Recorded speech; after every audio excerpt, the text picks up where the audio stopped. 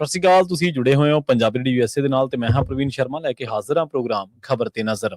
ਖਬਰ ਤੇ ਨਜ਼ਰ ਪ੍ਰੋਗਰਾਮ ਦੇ ਵਿੱਚ ਕੀ ਅਹਿਮ ਤੇ ਕਈ ਖਾਸ ਖਬਰਾਂ ਨੂੰ ਲੈ ਕੇ ਚਰਚਾ ਕਰਨ ਦੇ ਲਈ ਜੁੜ ਚੁੱਕੇ ਨੇ ਪੰਜਾਬ ਤੋਂ ਸੀਨੀਅਰ ਪੱਤਰਕਾਰ, ਲੇਖਕ ਅਤੇ ਸਰਗਰਮ ਸਮਾਜਿਕ ਕਾਰਕੁਨ ਦੀਪਕ ਸ਼ਰਮਾ ਜਨਾਰਥਲ ਜੀ। ਸ਼ਰਮਾ ਸਤਿ ਸ਼੍ਰੀ ਅਕਾਲ, ਸਵਾਗਤ ਹੈ ਜੀ ਪੰਜਾਬੀ ਰੇਡੀਓ USA ਦੇ। ਸਤਿ ਸ਼੍ਰੀ ਅਕਾਲ ਪ੍ਰਵੀਨ ਜੀ, ਸਾਰੇ ਦਰਸ਼ਕਾਂ ਨੂੰ, ਸਰੋਤਿਆਂ ਨੂੰ ਪਿਆਰ ਭਰੀ ਸਤਿ ਸ਼੍ਰੀ ਅਕਾਲ। ਸਤਿ ਸ਼੍ਰੀ ਅਕਾਲ ਜੀ। ਪ੍ਰੋਗਰਾਮ ਦੇ ਵਿੱਚ ਅੱਗੇ ਵਧਣ ਤੋਂ ਪਹਿਲਾਂ ਧੰਨਵਾਦ ਕਰਦੇ ਚਲੇ ਸਪਾਂਸਰਸ ਦਾ ਜਿਹੜੇ ਜ਼ਰੀਆ ਬਣਦੇ ਨੇ ਇਹਨਾਂ ਪ੍ਰੋਗਰਾਮਾਂ ਨੂੰ ਤੁਹਾਡੇ ਤੱਕ ਪਹੁੰਚਾਉਣ ਦੇ ਲਈ। ਖਾਲਸਾ ਇੰਸ਼ੋਰੈਂਸ ਏਜੰਸੀ ਵਾਲੇ, ਜਿਨ੍ਹਾਂ ਤੋਂ ਤੁਸੀਂ ਹਰ ਤਰੀਕੇ ਦੀ ਇੰਸ਼ੋਰੈਂਸ ਲੈ ਸਕਦੇ ਹੋ। ਇੰਸ਼ੋਰੈਂਸ ਬਾਰੇ ਪਤਾ ਕਰਨ ਦੇ ਲਈ ਇਹਨਾਂ ਦਾ ਨੰਬਰ ਹੈ 468-272-2500। ਇਹ 1992 ਤੋਂ ਲਗਾਤਾਰ ਇੰਸ਼ੋਰੈਂਸ ਬਿਜ਼ਨਸ ਦੇ ਵਿੱਚ ਸ਼ਾਨਦਾਰ ਸੇਵਾਵਾਂ ਦੇ ਰਹੇ ਨੇ ਤੇ ਅਮਰੀਕਾ ਭਰ ਦੇ ਵਿੱਚ ਇੰਸ਼ੋਰੈਂਸ ਕਰਦੇ ਨੇ।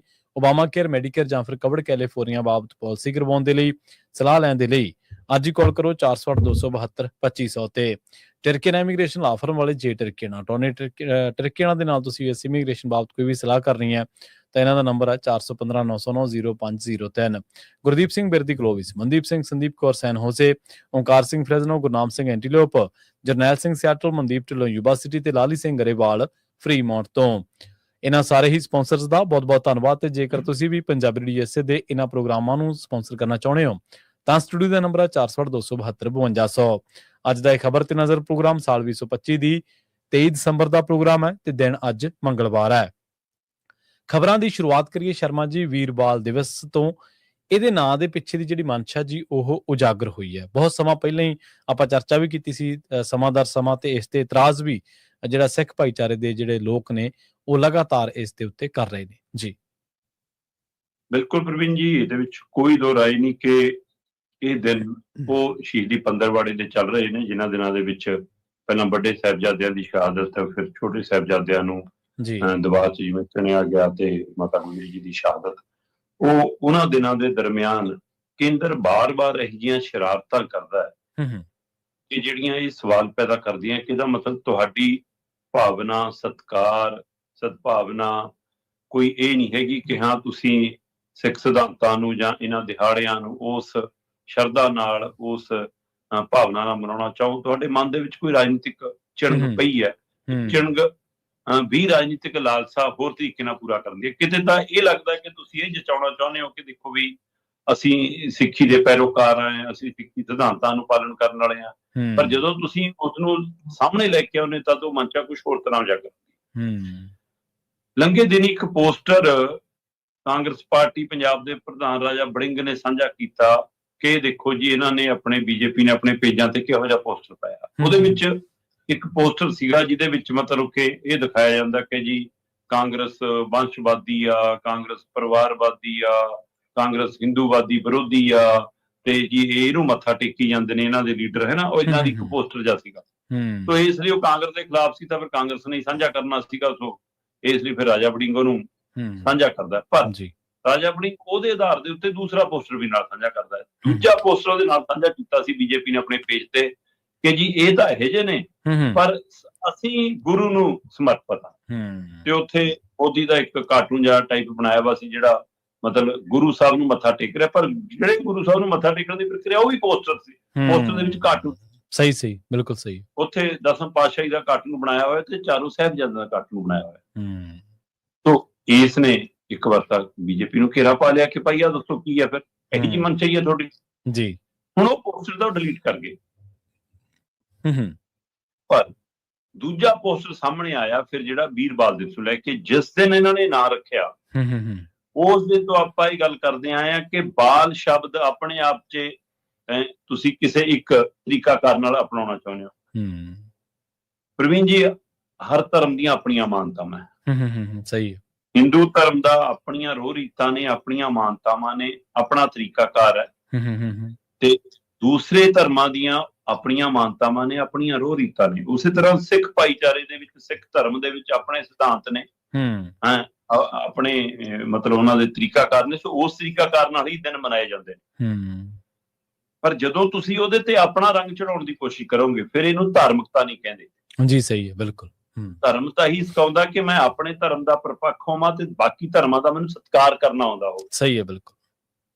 ਤੇ ਜੇ ਤੁਹਾਨੂੰ ਇਹੀ ਲੱਗਦਾ ਕਿ ਮੇਰਾ ਹੀ ਧਰਮ ਸਭ ਤੋਂ ਉੱਤਮ ਹੈ ਤੇ ਇਸੇ ਰੰਗ ਦੇ ਸਾਰੇ ਫੁੱਲ ਹੋਣੇ ਚਾਹੀਦੇ ਨੇ, ਫਿਰ ਤੁਸੀਂ ਫੁੱਲਾਂ ਦਾ ਬਾਗ ਥੋੜਾ ਬਣਾਉਣਾ ਚਾਹੁੰਦੇ ਹੋ। ਸਹੀ ਹੈ। ਫਿਰ ਤੁਸੀਂ ਬਗੀਚਾ ਥੋੜਾ ਬਣਾਉਣਾ ਚਾਹੁੰਦੇ ਹੋ। ਫਿਰ ਤੁਹਾਡੀ ਮਨਸ਼ਾ ਇੱਕੋ ਰੰਗ ਦੇ ਫੁੱਲ ਉਗਾਉਣ ਦੀ ਹੈ। ਇਹ ਜਿਹੜੇ ਵੀ ਧਰਮ ਦੀ ਇਹ ਜੀ ਕਵਾਇਦ ਹੋਵੇ ਉਹ ਗਲਤ ਹੈ, ਹੂੰ ਪਰ ਇਹ ਕੰਮ ਧਾਰਮਿਕ ਲੋਕ ਨਹੀਂ ਕਰਦੇ, ਇਹ ਲੋਕ ਰਾਜਨੀਤਿਕ ਲੋਕ ਹੀ ਕਰਦੇ ਨੇ ਕੰਮ। ਹੂੰ ਤੇ ਇਹਦੇ ਪਿੱਛੇ ਤੁਹਾਡੀ ਰਾਜਨੀਤਿਕ ਮਨਸ਼ਾ ਝਲਕਦੀ ਆ।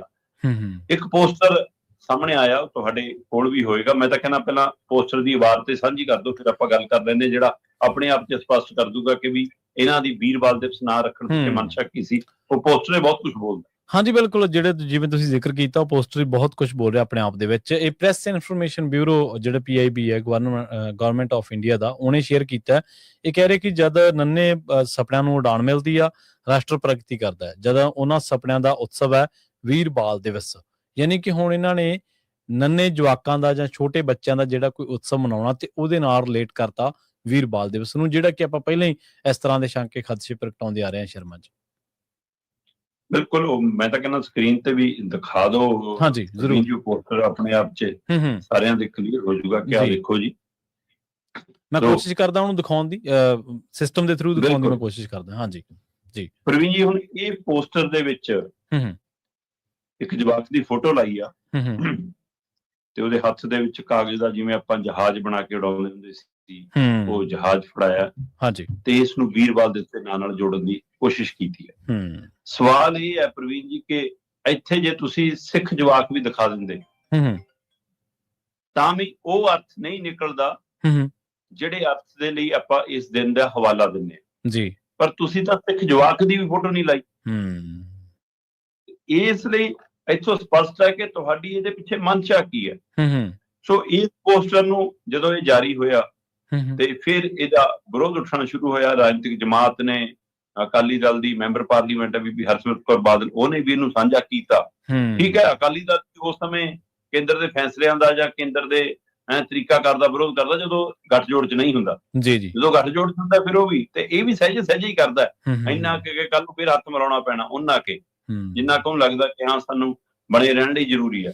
ਪਰ ਇਹ ਪੋਸਟਰ ਨੇ ਇਹ ਗੱਲ ਉਜਾਗਰ ਕਰਤੀ ਕਿ ਜਿਹੜੇ ਖਦਸ਼ੇ, ਜਿਹੜਾ ਫਿਕਰ ਆਪਾਂ ਇਸ ਵੀਰਵਾਲ ਦਿਵਸ ਦੇ ਹਵਾਲੇ ਨਾਲ ਪ੍ਰਗਟਾਉਂਦੇ ਆਉਂਦੇ ਸੀ, ਉਹ ਮਨਸ਼ਾ ਸਾਹਮਣੇ ਆ ਗਈ। ਸੋ ਇੱਕ ਕੁੱਲ ਮਿਲਾ ਕੇ ਇਹਨਾਂ ਦੀ ਰਾਜਨੀਤਿਕ ਮਨਸ਼ਾ, ਔਰ ਇਸ ਮਨਸ਼ਾ ਦੇ ਵਿੱਚੋਂ ਤਾਂ ਇਹ ਸਵਾਲ ਖੜਾ ਜੀ ਕਿ ਸਿੱਖ ਸੰਸਥਾਵਾਂ ਦੀ ਤੁਸੀਂ ਰਾਏ ਵੀ ਨਹੀਂ ਲੈਂਦੇ, ਸਲਾਹ ਵੀ ਨਹੀਂ ਲੈਂਦੇ, ਉਹਨਾਂ ਦਾ ਮਸ਼ਵਰਾ ਵੀ ਨਹੀਂ ਮੰਨਦੇ, ਉਹਨਾਂ ਦਾ ਇਤਰਾਜ਼ ਵੀ ਨਹੀਂ ਮੰਨਦੇ, ਤੇ ਉਹਦੇ ਬਾਵਜੂਦ ਤੁਸੀਂ ਹੋਰ ਸੂਬਿਆਂ ਨੂੰ ਤਾਂ ਹੁਕਮ ਭੇਜ ਰਹੇ ਹੋ। ਪੰਜਾਬ ਵਰਗੇ ਸੂਬੇ ਦੇ ਸਕੂਲਾਂ 'ਚ ਵੀ ਹੁਕਮ ਭੇਜਤਾ ਕਿ ਜੀ ਇਹਨੂੰ ਇਸੇ ਰੂਪ 'ਚ ਮਨਾਓ। ਤੇ ਇਸ ਲਈ ਇਹ ਜਬਰੀ ਹੁਕਮ ਥੋਪੇ ਜਾ ਰਹੇ ਨੇ ਜਨਾਬ। ਜਦੋਂ ਜਬਰੀ ਹੁਕਮ ਥੋਪਿਆ ਜਾ ਰਿਹਾ ਫਿਰ ਇਹਦਾ ਮਤਲਬ ਉਹਦੇ ਪਿੱਛੇ ਮਨਸ਼ਾ ਕੁਝ ਹੋਰ ਹੁੰਦੀ ਹੈ, ਜਿਹੜੀ ਇਸ ਪੋਸਟਰਾਂ ਨੇ ਕਾਫੀ ਹੱਦ ਤੱਕ ਉਜਾਗਰ ਕਰਤੀ ਹੈ। ਜੀ ਸਹੀ ਹੈ। ਤੇ ਅਗਲੀ ਗੱਲ ਕਰੀਏ ਕੇਂਦਰ ਸਰਕਾਰ ਦੀ। ਇਹ ਤਾਂ ਕੇਂਦਰ ਸਰਕਾਰ ਦੇ ਕਦਮ ਦੀ ਗੱਲ ਕੀਤੀ ਹੈ, ਪਰ ਪੰਜਾਬ ਦੇ ਸਿਰ ਠੂੰਗਾ ਮਾਰਨ ਤੋਂ ਹਟਦਾ ਕਿਉਂ ਨਹੀਂ ਜੀ ਕੇਂਦਰ? ਜੀ ਇਹ ਕਮਾਲ ਹੈ ਕਿ ਇੱਕ ਪਾਸੇ ਤਾਂ ਪੰਜਾਬ 'ਚ ਰਾਜ ਭਾਗ ਮਾਨਣ ਦੀ ਇੱਛਾ ਹੈ ਭਾਜਪਾ ਦੀ, ਸਹੀ ਹੈ। ਦੂਏ ਪਾਸੇ ਉਹ ਇਸ ਤਰੀਕਾਕਾਰ ਨਾਲ ਚੱਲ ਰਿਹਾ ਕਿ ਜਿਵੇਂ ਪੰਜਾਬ ਹੀ ਉਹਨੂੰ ਸਭ ਤੋਂ ਵੱਧ ਰੜਕਦਾ ਤੇ ਉਹ ਪੰਜਾਬ ਨੂੰ ਮਟਾਉਣਾ ਚਾਹੁੰਦਾ ਹੋਵੇ, ਪੰਜਾਬ ਨੂੰ ਲੜਾਉਣਾ ਚਾਹੁੰਦਾ ਹੋਵੇ, ਆਪਸ ਵਿੱਚ ਟਕਰਾਉਣਾ ਚਾਹੁੰਦਾ ਹੋਵੇ।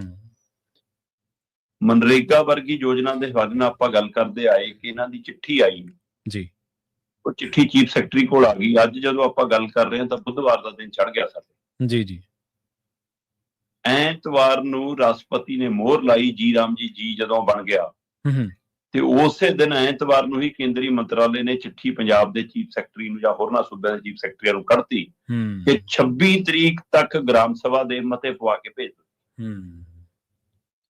ਹੁਣ ਸਵਾਲ ਇਹ ਹੈ ਕਿ ਉਹ ਐਤਵਾਰ ਦੀ ਚਿੱਠੀ ਸਾਡੀ ਸਰਕਾਰ ਕੋਲ ਆਈ ਹੈ, ਸੋਮਵਾਰ ਦਾ ਕੰਮ ਵਾਲਾ ਦਿਨ ਲੰਘ ਗਿਆ, ਮੰਗਲਵਾਰ ਦਾ ਕੰਮ ਵਾਲਾ ਦਿਨ ਲੰਘ ਗਿਆ, 2 ਦਿਨਾਂ ਦੇ ਵਿੱਚ ਇਹਨਾਂ ਦੇ ਇੱਕ ਵੀ ਮੂੰਹ ਨਾ ਖੁੱਲੇ। ਸਹੀ ਹੈ, ਇੱਕ ਟਿੱਪਣੀ ਵੀ ਨਾ ਆਵੇ।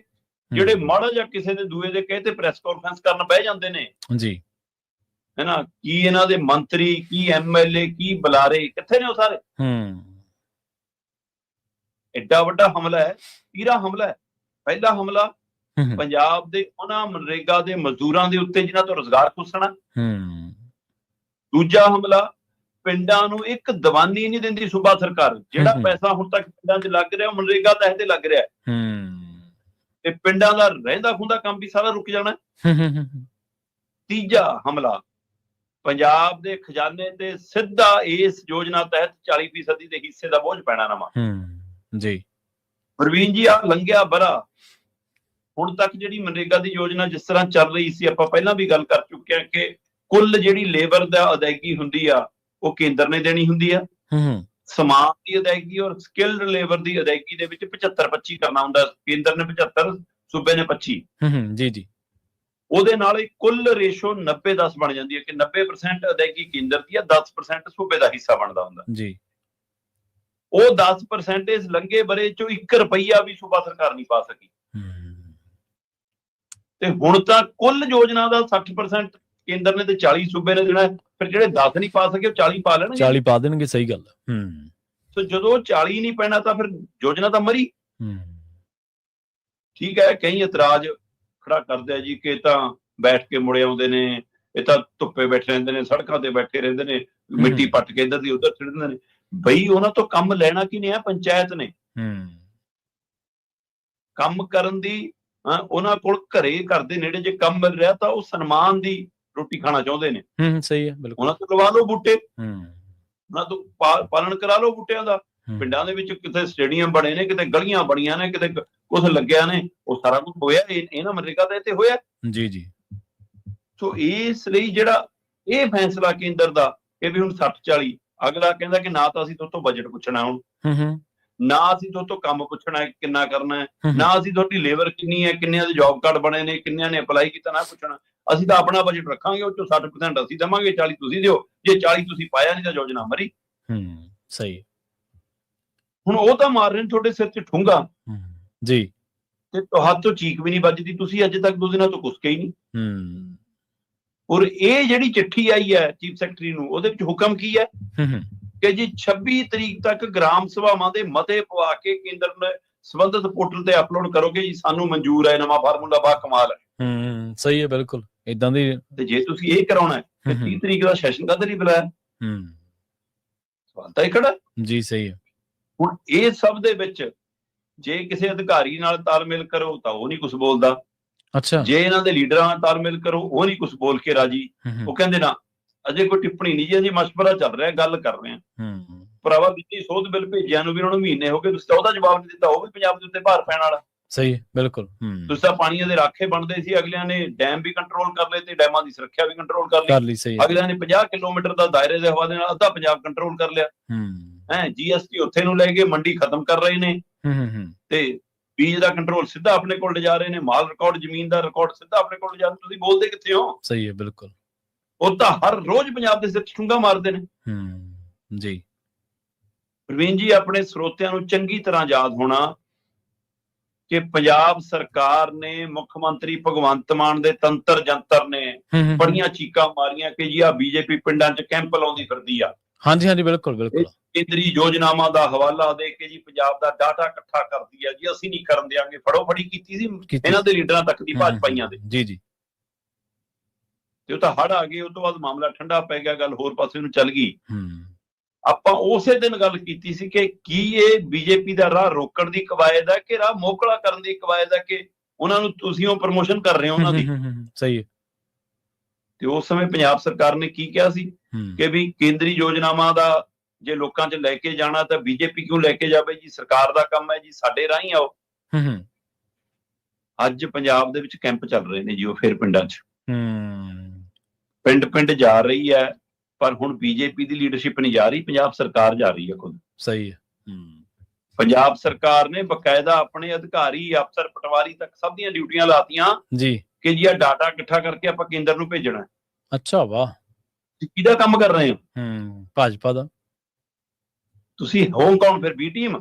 ਜਿਹੜੇ ਕੇਜਰੀਵਾਲ ਜੀ ਕਹਿੰਦੇ ਨੇ ਮੇਰੇ ਪਾਪਾ ਜੀ ਸ਼ਾਖਾ ਲਾਉਂਦੇ ਰਹੇ ਨੇ, ਫਿਰ ਅਜੇ ਵੀ ਚੱਲੀ ਤਾਂ ਨਹੀਂ ਜਾਂਦੀ ਸ਼ਾਖਾ? ਜੀ ਸਹੀ ਹੈ। ਇਸ ਵਿੱਚ ਕਿਹਦੇ ਲਈ ਕੰਮ ਕਰ ਰਹੇ ਹੋ? ਕੀ ਪੰਜਾਬ ਸਰਕਾਰ ਨੂੰ ਇਹ ਡਰ ਹੈ ਈਡੀ ਦਾ, CBI ਦਾ? ਮੈਂ ਨਹੀਂ ਕਹਿੰਦਾ ਕਿ ਕਾਂਗਰਸ ਕੋਈ ਬੋਲ ਪਾਊਗੀ, ਕਿਉਂਕਿ ਉਹ ਵੀ ਰਾਸ਼ਟਰੀ ਪਾਰਟੀ, ਉਹ ਵੀ ਕੇਂਦਰੀ ਕੰਟਰੋਲ ਚਾਹੁੰਦੀ ਆ। ਮੈਂ ਨਹੀਂ ਕਹਿੰਦਾ ਕਿ ਅਕਾਲੀ ਦਲ ਤੋਂ ਉਮੀਦ ਰੱਖੋ, ਕਿਉਂਕਿ ਉਹ ਤਾਂ ਆਪਣੇ ਘਰੇ ਇੰਨਾ ਉਲਝਿਆ, ਬੇਸ਼ੱਕ ਚੋਣਾਂ ਲੜਨ ਦੇ ਲਈ ਉੱਠਦਾ ਹੈ, ਪਰ ਪੰਜਾਬ ਦੇ ਮੁੱਦਿਆਂ ਲਈ ਉਹ ਵੀ ਨਹੀਂ ਉੱਠਦਾ। ਪਰ ਤੁਸੀਂ ਤਾਂ ਕਹਿ ਕੇ ਇਹੀ ਆਈ ਸੀ ਕਿ ਅਸੀਂ ਸੂਬਿਆਂ ਦੇ ਹੱਕ ਲਈ ਲੜਾਂਗੇ, ਅਸੀਂ ਪੰਜਾਬ ਦੇ ਲਈ ਲੜਾਂਗੇ, ਅਸੀਂ ਬਦਲਾਅ ਲਿਆਵਾਂਗੇ, ਅਸੀਂ ਇਹ ਰਾਜਨੀਤੀ ਦਾ ਢਾਂਚਾ ਬਦਲ ਦਾਂਗੇ। ਤੇ ਲੋਕਾਂ ਨੇ ਤੁਹਾਨੂੰ ਉਹਦੇ ਅਨੁਸਾਰ ਫਤਵਾ ਦਿੱਤਾ 92 ਦੇ 92 ਨੇ। ਜੀ ਬਿਲਕੁਲ। 92 ਚੋਂ ਇੱਕ ਦਾ ਵੀ ਮੂੰਹ ਨਾ ਖੁੱਲੇ। ਤੇ ਮੁੱਖ ਮੰਤਰੀ ਸਾਹਿਬ, ਤੁਸੀਂ ਕਿਹਦੇ ਹੁਕਮਾਂ ਤੇ ਚੱਲਦੇ ਹੋ?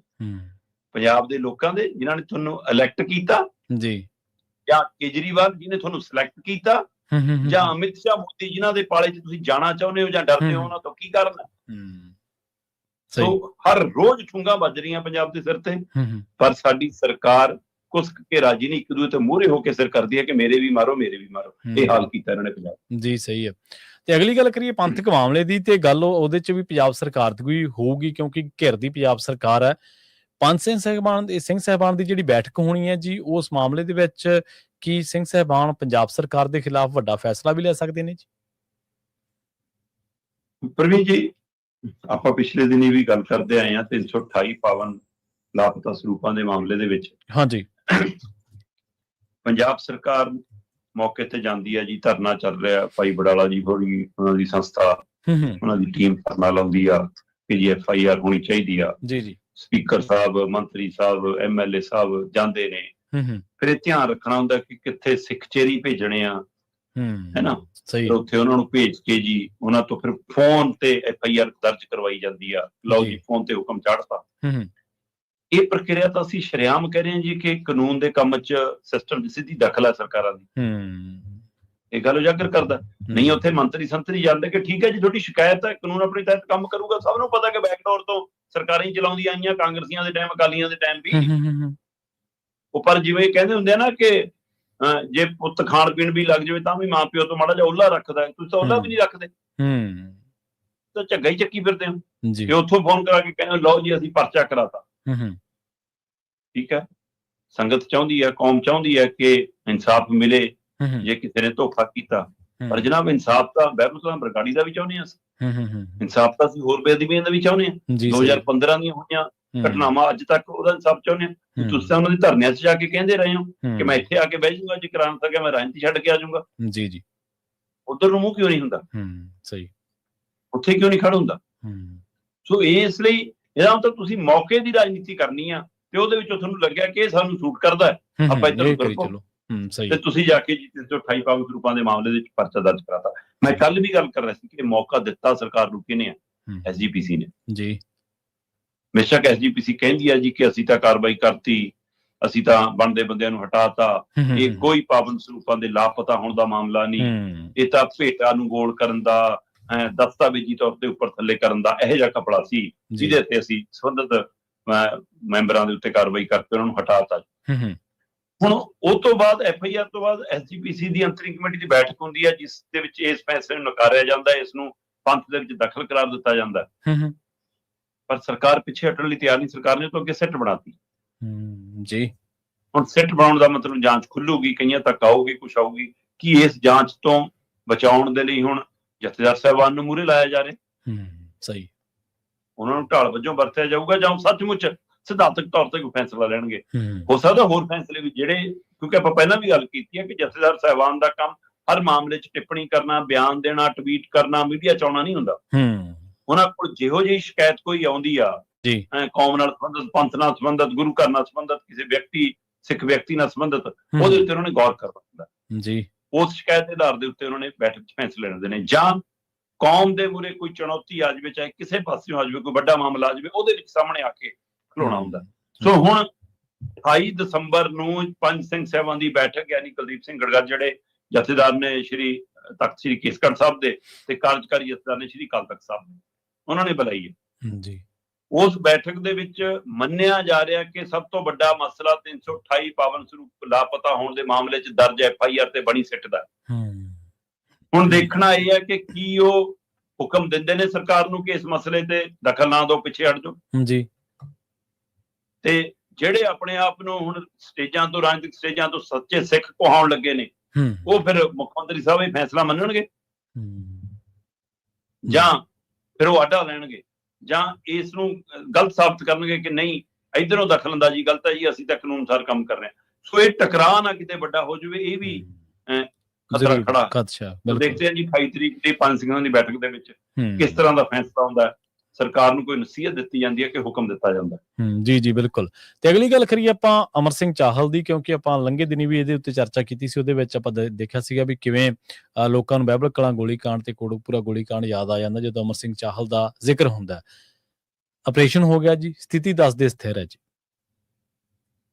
ਬਿਲਕੁਲ ਪ੍ਰਵੀਨ ਜੀ, ਇਹ ਗੱਲ ਦਰੁਸਤ ਹੈ ਤੁਹਾਡੀ ਕਿ ਅਮਰ ਸਿੰਘ ਚਾਹਲ ਦੇ ਨਾਂ ਨਾਲ ਹੀ ਇੱਕ ਵਾਰ ਫਿਰ ਉਹ 2015 ਦੀਆਂ ਉਹ ਸਾਰੀਆਂ ਘਟਨਾਵਾਂ, ਬਾਬੇ ਕਲਾਂ ਗੋਲੀकांड, ਕੋਟਕਪੂਰਾ ਗੋਲੀकांड ਉਹ ਚੇਤੇ ਆਉਂਦਾ। ਉਸ ਸਮੇਂ ਇਹ DIG ਸੀਗੇ, ਹੈ ਨਾ, ਉਮਰਾ ਨੰਗਲ ਦਾ ਨਾਂ, ਮਤਲਬ ਸਮੇਤ ਸੈਣੀ ਦਾ ਨਾਂ, ਬਾਦਲ ਪਰਿਵਾਰ ਦਾ ਨਾਮ, ਉਹ ਕਾਫੀ ਨਾਮ ਗੂੰਜਦੇ ਨੇ ਉਹਦੇ ਵਿੱਚ। ਸੋ ਉਹਨਾਂ ਚ ਇਹਨਾਂ ਦਾ ਨਾਮ ਵੀ ਕਾਫੀ ਮੁੱਢਲੀ ਕਤਾਰ ਚ ਸੀਗਾ। ਉਹਦੇ ਵਿੱਚ ਕਾਗਜ਼ ਪੱਤਰਾਂ ਚ ਅਦਾਲਤੀ ਪ੍ਰਕਿਰਿਆ ਚ ਘਿਰੇ ਨੇ, ਪਰ IG ਤੌਰ ਤੇ ਰਿਟਾਇਰ ਹੋਏ। ਤੇ ਫਿਰ ਹੁਣ ਇਹ ਜਿਹੜਾ ਮਾਮਲਾ ਜੀ, ਉਹਦੇ ਵਿੱਚ ਲੰਬੀ ਚੌੜੀ ਆਪਾਂ ਕੱਲ ਵੀ ਗੱਲ ਕੀਤੀ ਸੀ ਕਿ ਉਹ 8 ਕਰੋੜ ਤੋਂ ਉੱਪਰ ਦਾ ਕਹਿੰਦੇ ਜੀ ਮੇਰੇ ਨਾਲ ਠੱਗੀ ਵੱਜ ਗਈ। ਮਤਲਬ ਇਸ ਠੱਗੀ ਦੇ ਆਧਾਰ ਦੇ ਉੱਤੇ ਇਹ ਇੰਨੀ ਮਾਨਸਿਕ ਪੀੜ ਹੋ ਗਈ ਕਿ ਜੀ ਅਸੀਂ ਗੋਲੀ ਮਾਰਨ ਤੱਕ ਦੀ ਕਵਾਇਦ। ਮੰਨਿਆ ਹੀ ਜਾ ਰਿਹਾ ਕਿ ਮੁੱਢਲੇ ਤੌਰ ਤੇ ਖੁਦ ਨੇ ਆਪ ਹੀ ਆਪਣੇ ਢਿੱਡ 'ਚ ਗੋਲੀ ਮਾਰੀ ਹੈ, ਪਰ ਗੋਲੀ ਜਿਹੜੀ ਮਾਰੀ ਹੈ ਉਹ ਕਹਿੰਦੇ ਰਿਵਾਲਵਰ ਜੀ ਆਪਣੇ ਸਿਕਿਉਰਿਟੀ ਗਾਰਡ ਦਾ ਵਰਤਿਆ। ਹੁਣ ਸਵਾਲ ਇਹ ਹੈ ਕਿ ਇਸ ਰੈਂਕ ਦੇ ਅਧਿਕਾਰੀ ਕੋਲ ਆਪਣਾ ਹਥਿਆਰ ਨਹੀਂ ਸੀ, ਉਹਦੇ ਹਥਿਆਰ ਦੀ ਵਰਤੋਂ ਦੇ ਪਿੱਛੇ ਕੀ ਕਾਰਨ, ਕੀ ਮਨਸ਼ਾ, ਕੀ ਸੋਚ ਹੋ ਸਕਦੀ ਹੈ, ਜਾਂ ਅਜੇ ਕੋਈ ਇਨਕੁਆਇਰੀ ਹੋਣੀ ਹੈ, ਕੋਈ ਜਾਂਚ ਹੋਣੀ ਹੈ, ਇਹ ਵੀ ਦੇਖਣ ਵਾਲੀ ਗੱਲ ਹੋਊਗੀ। ਪਰ ਕਾਫੀ ਨਾਜ਼ੁਕ ਹਾਲਤ 'ਚ ਹਸਪਤਾਲ ਲਿਜਾਇਆ ਗਿਆ ਸੀ ਤੇ ਉੱਥੇ ਕੱਲ ਰਾਤ 2 ਆਪਰੇਸ਼ਨ ਸੀਗੇ, ਕਹਿੰਦੇ ਉਹ ਤੋਂ ਬਾਅਦ ICU ਸ਼ਿਫਟ ਕਰ ਦਿੱਤਾ। ਹਾਲਤ ਸਥਿਰ ਹੈ ਪਰ ਖਤਰੇ ਤੋਂ ਬਾਹਰ ਵੀ ਦੱਸੀ ਜਾ ਰਹੀ ਹੈ। ਸੋ ਇਸ ਲਈ ਮਤਲਬ ਕਿ ਜਾਨ ਤਾਂ ਬਚ ਜਾਣੀ ਹੈ, ਪਰ ਇਸ ਸਿਸਟਮ ਤੇ, ਪੁਲਿਸ ਤੰਤਰ ਤੇ, ਇਹਨਾਂ ਦੀਆਂ ਕਾਰਗੁਜ਼ਾਰੀਆਂ ਤੇ ਇੱਕ ਵਾਰ ਸਵਾਲ ਖੜੇ ਕਰ ਗਈ। ਔਰ ਇਸ ਘਟਨਾ ਦੇ ਨਾਲ ਹੀ ਉਹਨਾਂ ਸਾਰੀਆਂ ਗੱਲਾਂ ਦੀ ਚਰਚਾ ਮੁੜ ਕੇ ਸ਼ੁਰੂ ਹੋ ਗਈ ਹੈ ਕਿ ਇਹ ਇੱਥੋਂ ਅੰਦਾਜ਼ੇ ਲੱਗਦੇ ਆ ਵੀ ਇਹ ਕੰਮ ਕਿਵੇਂ ਕਰਦੇ ਆ, ਇਹ ਸਿਸਟਮ ਕੰਮ ਕਿਵੇਂ ਕਰਦਾ। ਹੁਣ ਕਹਿੰਦੇ ਜੀ ਪੁਲਿਸ ਨੇ ਉਹ ਵੀ ਭਾਲ ਸ਼ੁਰੂ ਕਰਤੀ ਕਿ ਜਿਨ੍ਹਾਂ ਨੇ ਠੱਗੀ ਕੀਤੀ ਜੀ, ਕੀ ਕੀਤੀ। ਮਤਲਬ ਜੇ ਇੱਕ IG ਰੈਂਕ ਦਾ ਤੁਹਾਡੇ ਸਿਸਟਮ ਦਾ ਰਿਟਾਇਰਡ ਅਧਿਕਾਰੀ ਨਾਲ ਠੱਗੀ ਵੱਜ ਗਈ, ਤੁਸੀਂ ਉਹ ਨਹੀਂ ਅਜੇ ਤੱਕ ਲੱਭ ਪਾਉਂਦੇ, ਆਮ ਲੋਕਾਂ ਦੀ ਸੁਣਵਾਈ ਕਿੱਥੇ ਹੁੰਦੀ ਹੋਊਗੀ? ਫਿਰ ਜੀ ਸਹੀ ਗੱਲ ਤਾਂ ਇਹ ਵੀ ਹੈ। ਤੇ ਜੇ ਇਹ ਸਮਝ ਇਹਨਾਂ ਦੀ ਇਹੀ ਜੀ ਹੈ, ਫਿਰ ਲੋਕਾਂ ਦੇ ਮਸਲਿਆਂ ਨੂੰ ਨਿਬੇੜਨ ਲਈ ਕਿਹੜੀ ਸਮਝ ਵਰਤਦੇ ਹੋਣੇ ਜੇ ਆਪ ਏਦਾਂ ਠੱਗੀਆਂ ਦਾ ਸ਼ਿਕਾਰ ਹੁੰਦੇ ਨੇ? ਮੈਨੂੰ ਤਾਂ ਇਹ ਵੀ ਹੈ ਜੀ ਜੀ ਬਿਲਕੁਲ। ਇਹ ਕਈ ਸਵਾਲ ਨਾਲ ਉਜਾਗਰ ਹੁੰਦੇ ਨੇ। ਉਹਦੇ ਵਿੱਚੋਂ ਇਹ ਮਾਮਲਾ ਵੀ ਇੱਕ ਵਾਰ ਫਿਰ ਬਾਬੇ ਕਲਾਂ ਬਰਗਾੜੀ ਵਾਲਾ, ਕੋਟਕਪੂਰੇ ਵਾਲਾ ਵੀ ਸਾਹਮਣੇ ਆ ਖਲੋਇਆ। ਤੇ ਪਰ ਠੀਕ ਹੈ, ਇੱਕ ਬੰਦੇ ਨੇ ਖੁਦਕੁਸ਼ੀ ਦੀ ਕੋਸ਼ਿਸ਼ ਦਾ ਹਵਾਲਾ ਹੈ ਤੇ ਉਹਦੇ ਵਿੱਚ ਉਹ ਜੇਰੇ ਇਲਾਜ ਹੈ, ਤੇ ਜੇਰੇ ਇਲਾਜ ਦੇ ਵਿੱਚ ਉਹਦੇ ਆਪਰੇਸ਼ਨ ਹੋਏ ਨੇ ਤੇ ਹਾਲਤ ਤੇ ਰਹੇ। ਜੀ ਬਿਲਕੁਲ। ਪਤਾ ਨਹੀਂ ਕਿੰਨੇ ਕੁ ਹੋਰ ਅਮਰ ਸਿੰਘ ਚਾਹਲ ਹੋਣਗੇ ਸਿਸਟਮ ਦੇ ਵਿੱਚ, ਪਤਾ ਨਹੀਂ ਕਿੰਨੇ ਕੁ ਹਰਚਰਨ ਸਿੰਘ ਭੁੱਲਰ ਬੈਠੇ ਆ, ਪਤਾ ਨਹੀਂ ਕਿੰਨੇ ਇੰਦਰਜੀਤ ਸਿੰਘ ਬੈਠੇ ਆ, ਜਿਨ੍ਹਾਂ ਦੀਆਂ ਤਾਰਾਂ ਪਤਾ ਨਹੀਂ ਕਿੱਥੇ ਕਿੱਥੇ ਜਾ ਜੁੜਦੀਆਂ। ਤੇ ਪਿਛਲੇ ਦੌਰ ਦੇ ਵਿੱਚ ਪਤਾ ਨਹੀਂ ਕਿਹੜੇ ਕਿਹੜੇ ਕਾਂਡ ਪਿਛਲੇ ਦੌਰ ਦੇ ਕੀਤੀਆਂ ਕੋਤਾਹੀਆਂ, ਗਲਤੀਆਂ ਇਸ ਪੁਲਿਸ ਤੰਤਰ ਜੰਤਰ ਦੇ ਅਸੀਂ ਭੋਗ ਰਹੇ ਹਾਂ। ਅੱਜ ਦਾ ਜੋ ਦੌਰ ਹੈ ਉਹ ਹੋਰ ਖਤਰਨਾਕ ਹੁੰਦਾ ਜਾ ਰਿਹਾ। ਮਤਲਬ ਹਰ ਰੋਜ਼, ਕੱਲ ਫੇਰ ਪੰਜਾਬ ਦੇ ਇੱਕ ਤੀਜੇ ਸ਼ਹਿਰ ਚ ਸਕੂਲਾਂ ਨੂੰ ਧਮਕੀ ਆਈ ਹੈ। ਹਾਂਜੀ ਬਿਲਕੁਲ। ਪਹਿਲਾਂ ਅੰਮ੍ਰਿਤਸਰ, ਜਲੰਧਰ, ਫਿਰ ਪਟਿਆਲਾ, ਮੋਗਾ ਦੇ ਵਿੱਚ ਇੱਕ ਸਾਬਕਾ MC ਦੇ ਘਰੇ ਬੈਠੇ ਨੂੰ ਗੋਲੀਆਂ ਮਾਰ ਗਏ, ਹੈ ਨਾ। ਤੇ ਗੁਰਦਾਸਪੁਰ ਦੇ ਖੇਤਰ ਚ ਗੇਟ ਚੋਂ ਗੋਲੀਆਂ ਕੱਢ ਕੇ ਇੱਕ ਦੇ, ਹੈ ਨਾ। ਸਾਰੇ ਬਾਜ਼ਾਰ ਰੋਜ਼ ਮਤਲਬ ਇਹੀਆਂ ਧਮਕੀਆਂ, ਗੈਂਗਸਟਰਬਾਦ, ਸਾਰਾ ਕੁਛ। ਤੇ ਤੁਸੀਂ ਕਿਤੇ ਬਲਡੋਜ਼ਰ ਲੈ ਕੇ ਚਲੇ ਜਾਂਦੇ ਹੋ, ਕਿਤੇ ਕਿਸਾਨਾਂ ਮਜ਼ਦੂਰਾਂ ਦੇ ਧਰਨੇ ਜਿਹਨਾਂ ਨੂੰ ਪੁੱਟਣ ਚਲੇ ਜਾਂਦੇ ਹੋ, ਕਦੇ PRTC ਵਾਲਿਆਂ ਦੇ ਉੱਤੇ ਇਹੀਆਂ ਧਾਰਾਂ ਮਿਲਾ ਦਿੰਦੇ ਹੋ, ਇਰਾਦਾ ਕਤਲ ਦੀਆਂ, ਧਰਨਾ ਪ੍ਰਦਰਸ਼ਨ ਵਾਲਿਆਂ ਦੀਆਂ। ਉੱਥੇ ਤਾਂ ਤੁਹਾਡੇ ਕੋਲ ਬਹੁਤ ਐਕਸ਼ਨ ਹੁੰਦਾ ਜੀ। ਸਹੀ ਹੈ। ਇੱਥੇ ਜਿੱਥੇ ਕਾਰਵਾਈ ਰੋਕਣ ਦੀ ਕੋਈ ਉਹ ਰੋਕ ਨਹੀਂ ਹੁੰਦੀ, ਤੇ ਜੇ ਮੁਕਾਬਲੇ ਹੁੰਦੇ ਫਿਰ ਉਹ ਝੂਠਿਆਂ ਦੇ ਮੁਕਾਬਲੇ ਚ ਕਰਦੇ ਹੋ ਤੁਸੀਂ। ਸੋ ਇਸ ਲਈ ਜਿੰਨੀ ਤਾਣੀ ਉਲਝੀ ਹੈ ਉਨੀ ਤਾਣੀ ਦੇ ਲਈ ਇਹ ਸਿਸਟਮ ਜ਼ਿੰਮੇਵਾਰ ਹੈ, ਸਰਕਾਰਾਂ ਜ਼ਿੰਮੇਵਾਰ ਨੇ। ਪਰ ਇਹ ਅਜੇ ਵੀ ਜਿਵੇਂ ਉਹ ਦਿੱਲੀ ਵਾਲੇ 70-72 ਸਾਲ ਪਿਛਲਿਆਂ ਨੂੰ ਭੰਡੀ ਜਾਂਦੇ ਨੇ, ਉਵੇਂ ਹੀ ਇਹ ਪਿਛਲਿਆਂ ਨੂੰ ਭੰਡੀ ਜਾਂਦੇ ਨੇ। ਆਪਣੇ ਗੁਨਾਹ ਦੇਖਦੇ ਨਹੀਂ, ਇਹਨਾਂ ਦੇ ਗੁਨਾਹ ਨੂੰ ਭੰਡਣ ਲਈ ਫਿਰ ਅਗਲੀਆਂ ਸਰਕਾਰਾਂ ਆਉਣਗੀਆਂ। ਮਤਲਬ ਸਹੀ, ਬਿਲਕੁਲ ਜੀ। ਤੇ ਜਾਂਦਿਆਂ ਦੀ ਗੱਲ ਕਰੀਏ, ਭਾਰਤ ਕਹਿੰਦੇ ਸੰਵਿਧਾਨ ਮੁਤਾਬਕ ਨਹੀਂ ਚੱਲਦਾ। ਆਪਾਂ ਤਾਂ ਤੁਹਾਡੇ ਵਰਗੇ ਪੱਤਰਕਾਰ, ਸੁਹਿਰਦ ਸੱਜਣ, ਸੰਜੀਦਾ ਸ਼ਖਸੀਅਤਾਂ ਲਗਾਤਾਰ ਕਹਿ ਰਹੀਆਂ ਨੇ ਵੀ ਭਾਰਤ ਦੀ ਸਰਕਾਰ ਜਿਹੜੀ ਹੈ ਕੋਈ ਵੀ ਕੰਸਟੀਟਿਊਸ਼ਨਲ ਦੇ ਤਰੀਕੇ ਦੇ ਨਾਲ ਨਹੀਂ ਚੱਲ ਰਹੀ। ਪਰ ਕਹਿੰਦੇ ਇਹ ਦੱਸ ਰਹੇ ਨੇ ਜਰਮਨੀ ਚ ਜਾ ਕੇ, ਕੌਣ ਸ਼ਖਸ ਨੇ ਜੀ? ਭਾਰਤ ਦੇ ਵਿੱਚ ਕੇਂਦਰ ਸਰਕਾਰ ਹੈ ਤੇ ਕੇਂਦਰ ਸਰਕਾਰ ਦੇ ਸਾਹਮਣੇ ਇੱਕ ਵਿਰੋਧੀ ਧਿਰ ਹੈ, ਤੇ ਵਿਰੋਧੀ ਧਿਰ ਦਾ ਲੀਡਰ ਹੈ ਰਾਹੁਲ ਗਾਂਧੀ ਜੀ। ਜੀ ਰਾਹੁਲ ਗਾਂਧੀ ਜਰਮਨੀ ਗਿਆ। ਜਰਮਨੀ ਦੇ ਇੱਕ ਸਕੂਲ ਦੇ ਵਿੱਚ ਇੱਕ ਸਮਾਗਮ ਦੇ ਦੌਰਾਨ ਉਹਨੇ ਸੰਬੋਧਨ ਕਰਦਿਆਂ ਇਹ ਸਵਾਲ ਖੜਾ ਕੀਤਾ ਕਿ ਭਾਰਤ ਦੇ ਵਿੱਚ ਹੁਣ ਸੰਵਿਧਾਨ ਅਨੁਸਾਰ ਸਰਕਾਰਾਂ ਨਹੀਂ ਚੱਲਦੀਆਂ, ਭਾਰਤ ਦੇ ਵਿੱਚ ਹੁਣ ਕਾਨੂੰਨ ਅਨੁਸਾਰ ਕੰਮ ਨਹੀਂ ਹੁੰਦਾ ਜੀ। ਉਹ ਕਹਿੰਦੇ ਜੀ ਕਿ ਇੱਥੇ ਜਿੰਨੀਆਂ ਕੇਂਦਰੀ ਏਜੰਸੀਆਂ ਨੇ ਉਹਨਾਂ ਦੀ ਦੁਰਵਰਤੋਂ ਹੁੰਦੀ ਹੈ ਵਿਰੋਧੀਆਂ ਨੂੰ ਦਬਾਉਣ ਦੇ ਲਈ। ਠੀਕ ਹੈ। ਵੈਸੇ ਇਹ ਤਰੀਕਾਕਾਰ ਕਾਫੀ ਕੁਛ ਉਹਦੀ ਦਾਦੀ ਨੇ ਸਿਖਾਇਆ। ਨਹਿਰੂ ਦੇ ਹਵਾਲੇ ਨਾਲ ਸੱਤਾਧਾਰੀ ਧਿਰ ਨਰਿੰਦਰ ਮੋਦੀ ਦੀ ਸਰਕਾਰ ਖਾਸਾ ਭੰਡਦੀ ਆ ਜੀ, ਪਰ ਮੰਨਿਆ ਜਾਂਦਾ ਕਿ ਫਿਰ ਵੀ ਕੋਈ ਨਾ ਕੋਈ ਸਿਧਾਂਤ ਨਹਿਰੂ ਤੋਂ ਹੁੰਦਿਆਂ ਹੋਇਆਂ ਮਨਮੋਹਨ ਸਿੰਘ ਵਾਜਪਾਈ ਤੱਕ ਰਿਹਾ। ਤੇ ਪਰ ਜਿੰਨਾ ਕੁ ਧੱਕੇ ਵਧੀਕੀਆਂ, ਇਹ ਤਰੀਕਾਕਾਰ ਐਮਰਜੈਂਸੀ ਲਾਉਣਾ, ਸਰਕਾਰਾਂ ਡੇਗਣਾ, ਖਰੀਦਣਾ, ਡਰਾਉਣਾ, ਇਹ ਕਾਂਗਰਸ ਦੇ ਦੌਰ 'ਚ, ਇੰਦਰਾ ਦੇ ਦੌਰ ਦੇ ਵਿੱਚ ਵੀ ਹੋਇਆ। ਹੁੰਦਾ, ਸਭ ਨੇ ਦੇਖਿਆ। ਬਿਲਕੁਲ। ਤੇ ਠੀਕ ਹੈ ਕਿ ਰਾਹੁਲ ਗਾਂਧੀ ਜਿਸ ਤਰੀਕੇ ਕਾਰਨ ਨਾਲ ਆਪਣੇ ਆਪ ਨੂੰ ਸਾਹਮਣੇ ਰੱਖ ਕੇ ਚੱਲਣਾ ਚਾਹੁੰਦੇ ਨੇ, ਉਹ ਤਰੀਕਾ ਕਰ ਕਈ ਕਾਂਗਰਸੀਆਂ ਨੂੰ ਵੀ ਰਾਸ ਨਹੀਂ ਆਉਂਦਾ, ਕਿਉਂਕਿ ਉਹ ਵੀ ਸੰਵਿਧਾਨ ਅਨੁਸਾਰ ਨਹੀਂ ਤੁਰਨਾ ਚਾਹੁੰਦੇ।